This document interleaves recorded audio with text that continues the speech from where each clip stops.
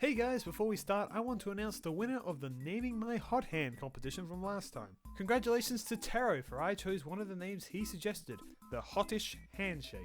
I really like this name on multiple levels. Not only is it a pun and a reference to one of the Demoman's melee weapons, but it also gives a hottish handshake. Get it? Cause like a hand. Anyway, congratulations again to Taro. Now on with the video.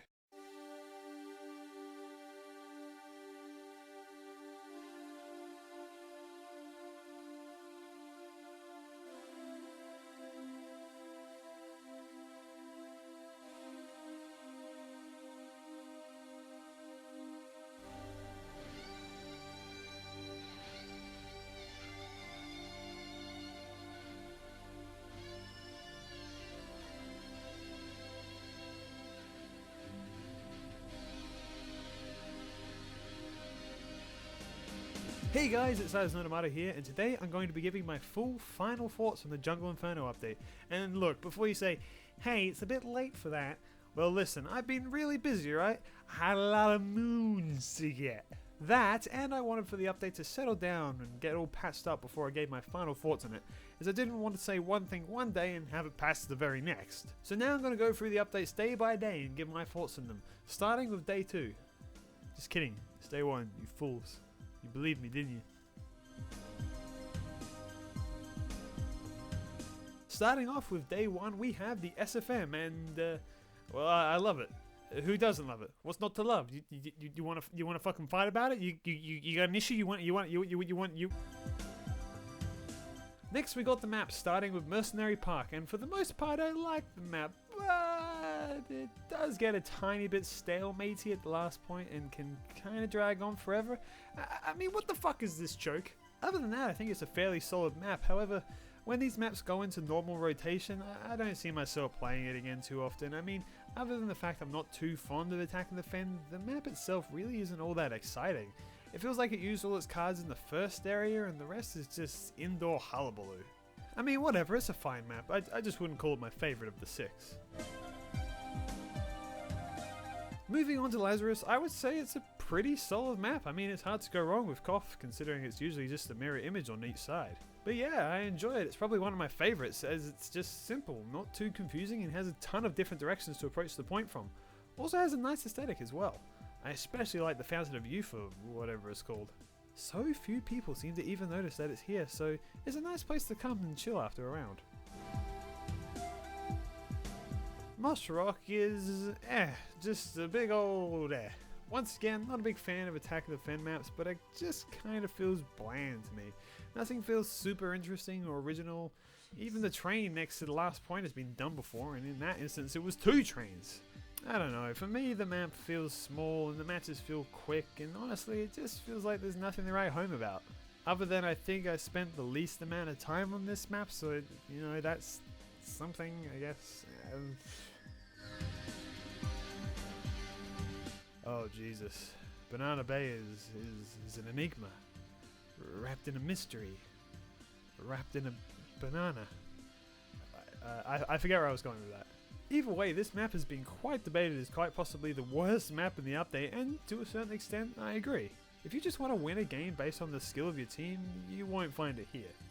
I mean, the first night the update came out, poor Aaron was trapped on this goddamn map for over an hour.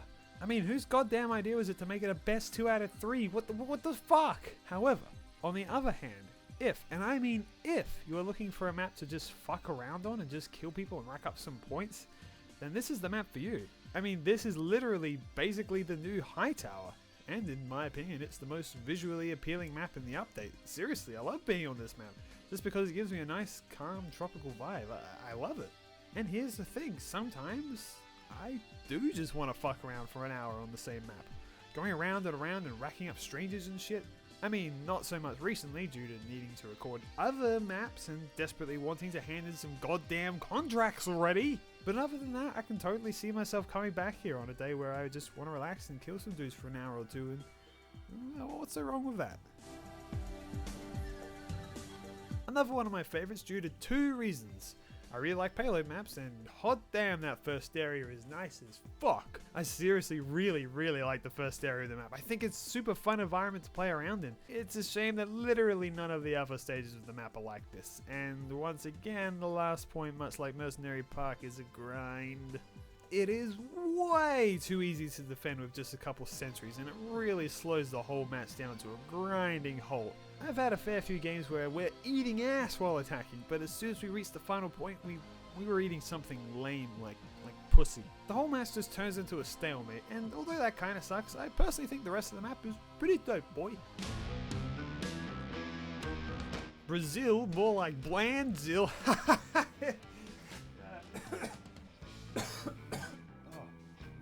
That was a real cough. Anyway, yeah, explain to me, how do you fuck up a cough map when all you gotta do is make a clear way from spawn to the point? You put a fucking bland ass maze in between where everything looks the same. What is this shit?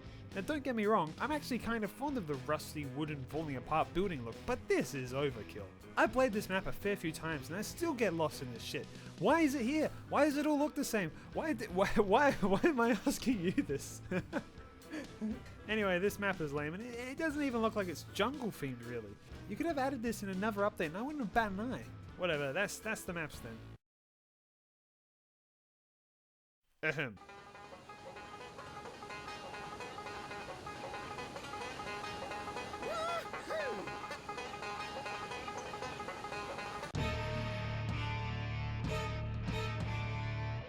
Okay, I gotta talk about the contracts for a sec here. Explain to me, no, really, explain to me why I needed to collect 9 stars to get the hot hand.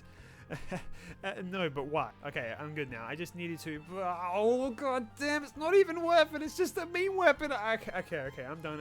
I'm moving on to the other contracts. Okay, for the most parts, I love contracts. I really love having little goals like these to achieve each match, and I think that the changes they made are all pretty fantastic. And yeah, they even made them harder. But I think that maybe they didn't quite test some of these enough. I mean, some of these things are still being updated to be a little easier, for Christ's sakes.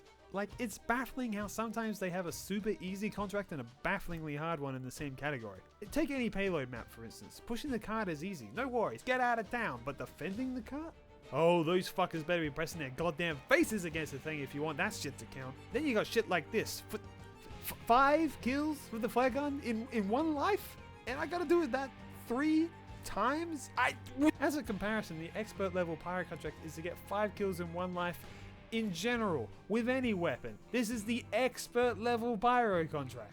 And then the next level up from the flare gun is to get kills with the flog. Oh, that's way harder than getting 5 kills in one life with the fucking flare gun. And don't get me wrong, I'm pretty decent with the flare gun, and it's one of my favorite weapons. But goddamn, what is this shit? And real quick, while blood money is nice, I really wish there was anything actually worthwhile to buy. I often find myself forgetting I even have blood money to spend because who cares? And finally for day 2, Warpaint. Now, I really do like the addition of Warpaint, but I can see where some people are coming from in regards to wishing they could apply it to pre-existing weapons now. You just can't win them all, can you, eh? Well, here we are, the moment I'm sure you all skipped to. My thoughts on the new weapons, starting with the Dragon's Fury.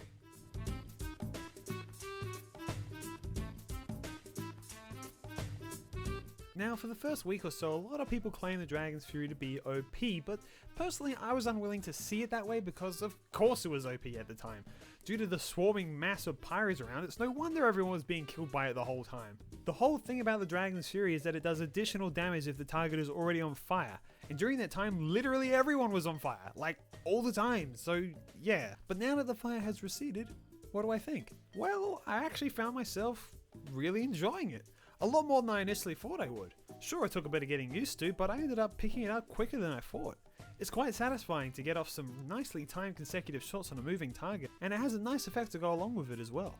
Right now I just kind of use it very surface level-y and don't really think about anything like how much the fire rate I've increased or whatever. I just fire at will and it works out pretty well so far. So yeah, I actually really like it quite a bit, but the question still lingers. Is it OP? Well, maybe. While I do think that a lot of the complaints were unjust at first due to the circumstances a few weeks ago, I think that it could do with a few tweaks to its stats to make it feel a little bit more fair. Just lower that 300% damage against burning players a decent amount, and we should have a decently balanced weapon on our hands. And then in the script I drew a little smiley face, so there you go. That's the Dragon's Fury.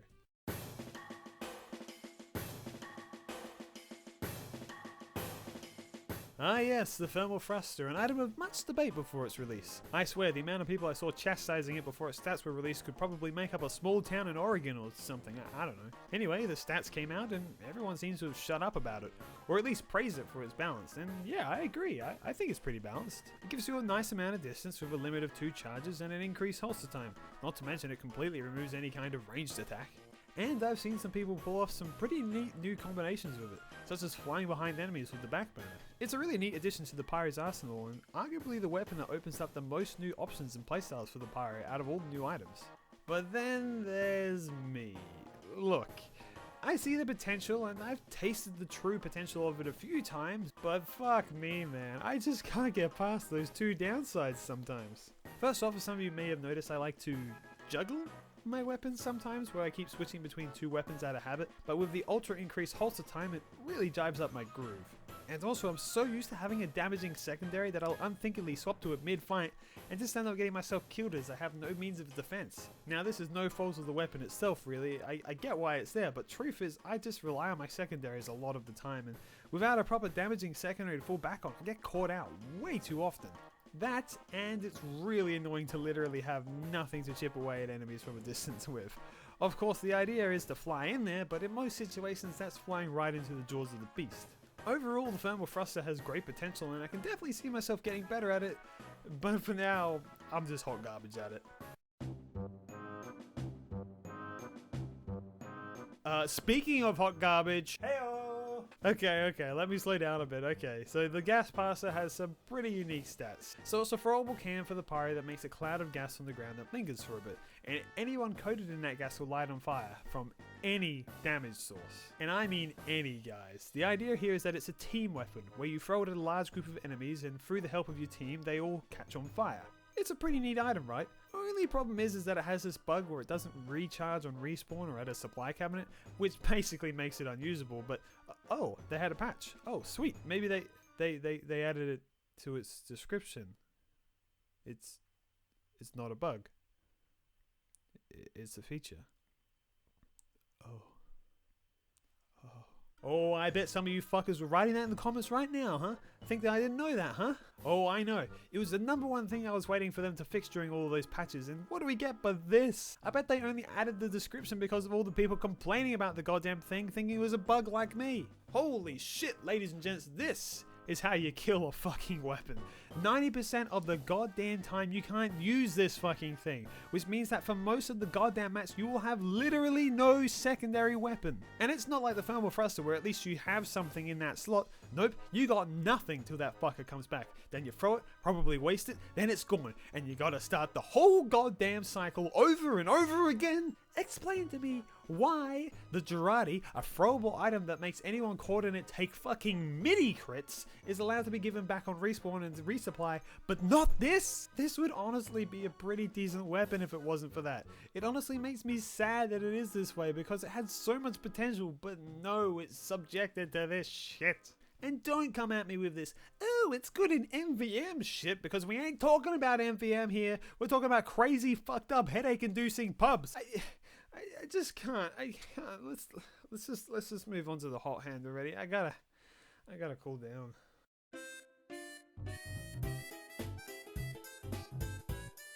The hot hand is great. Honestly, it is. I'm not joking either. I seriously love this item, and I'll tell you why.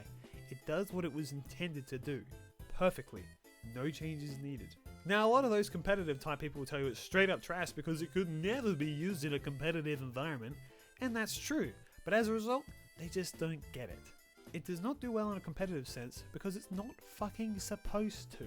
This weapon is a joke, and it knows it. It fucking displays slaps in the kill feed, for fuck's sake. It's supposed to be a meme. And it does it perfectly in my opinion. This shit is fun to use. Yeah, you die 70% of the time, but when you do get off that kill, it makes you so much more giddy that you managed to pull it off. This thing was made to be used in pubs, to chill out with the friendlies and the hoovies, and it embraces it. I think if you think that it's shit, try to look at it in that sense and maybe you'll see it my way. Okay, legit though, the second banana took me off guard at how good it is, like, hot damn. Personally, it took me longer to get it as I beeline straight to the hot hand, meaning I had to complete all the hot hands fucking stars. Don't even ask how I did that shit, I can't go back there. But yeah, I never even considered how good it was until I got it. I mean, hot damn, look at the recharge time. By the time you walk out of the room, you ate the first banana and the second banana is already ready. Yeah. See what I did there? Because it's the second banana. Yes. But yeah, as soon as I started using it, I felt an immediate attachment. If I didn't have a Robo sandwich, I wonder if I would ever use the sandwich again after that. Remember kids, once you go bananas, you never go back-anners. Finally for day 3, I'll quickly talk about the flamethrower changes, as I'm sure this vid is getting quite long at this point. I mean, damn, I'm on page 10 of the damn script right now. Whew! But yeah, for the most part, I really enjoy the flamethrower changes. The fact that the flames are consistent now is amazing and works really well, aside from the old graphical glitch here and there. The new air blast, in my opinion, hasn't seemed to be too different to the naked eye in my personal experience, but it feels a lot tighter and I guess more predictable? Is that the word I'm looking for? And finally, the afterburn change honestly hasn't been as big of a deal as I thought. Yes, sometimes it's a bit strange and kinda annoying that enemies stop being on fire after no time at all, and yes, the odd kill that I would have got before the update due to afterburn has come up a couple of times, but honestly nowhere near as much as I thought, and it's honestly been pretty easy to adjust to. I only have one complaint about the afterburn changes, which I'll address in a minute. Alright guys, I'm not gonna lie, considering patch notes was all we got on day 4, and the only changes I really care about are the pyro ones, which I've already covered, I'm not really gonna talk about day 4. Other than the small stuff that I really like, such as the matchmaking and menu changes, and the ability to inspect all items, I seriously super love this. But I will talk about one thing that isn't here. One undocumented indirect nerf to an item that almost nobody seems to realise. You see, I am one of the only people who would even notice, because nobody uses it anymore. But my favourite item in the whole game is nerfed yet again, due to the changes in Afterburn. The love of my life is on its deathbed. The extinguisher. But I'll save that for the next video, where I will see you guys next time. Bye.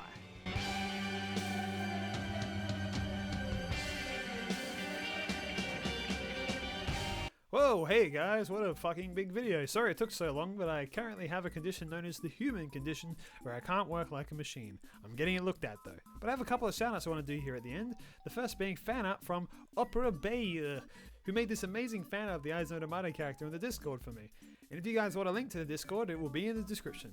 And secondly, I want to thank Maragnus for this video's thumbnail. Maragnus does some amazing work and I suggest you check them out. I'll leave a link to their YouTube channel and Steam in the description. Anyway, that's all. Goodbye. Well, that was a load of shit.